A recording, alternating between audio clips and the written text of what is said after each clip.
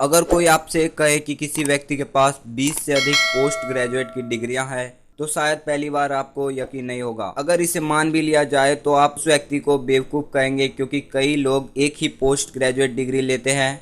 हालांकि भारत का एक ऐसा व्यक्ति था जिसके पास 20 पोस्ट ग्रेजुएट की डिग्रियां थी। इतनी डिग्रियां के कारण इस व्यक्ति का नाम Limca book of world records में मोस्ट क्वालिफाइड इंडियन के रूप में दर्ज है। नागपुर में जन्मे श्रीकांत जिचकर के पास 20 डिग्री थी। भारत के सबसे क्वालिफाइड व्यक्ति के रूप में प्रसिद्ध हुए श्रीकांत जिचकर ने सबसे पहले MBBS किया, उसके बाद उन्होंने MD भी किया।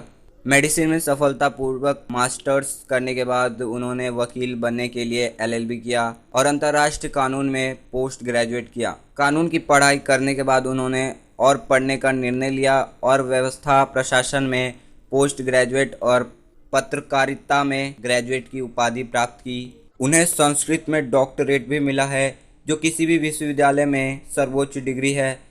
कहा जाता है कि श्रीकांत ने अपनी सभी डिग्री फर्स्ट क्लास अर्जित की थी और कई में उन्होंने गोल्ड मेडल भी हासिल किया।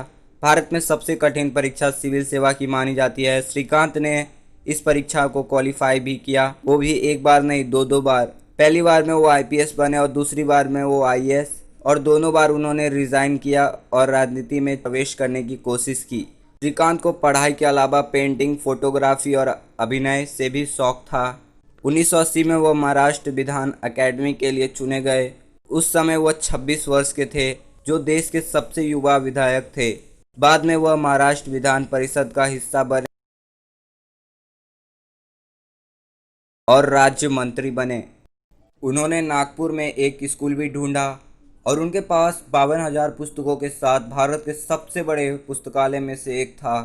श्रीकांत के पास MBBS, MD, LLB, MA public administration, MA समाजशास्त्र, MA अर्थशास्त्र, MA संस्कृत, MA इतिहास, MA अंग्रेजी साहित्य, MA दर्शन शास्त्र, MA राजनीतिक विज्ञान, MA प्राचीन भारतीय इतिहास, संस्कृत और पुरातत्व, MA मनोविज्ञान, अंतर्राष्ट्रीय कानून, LLM, DBM और MBA पत्रकारिता में ग्रेजुएट, D लिस्ट संस्कृत डिग्रियां थी।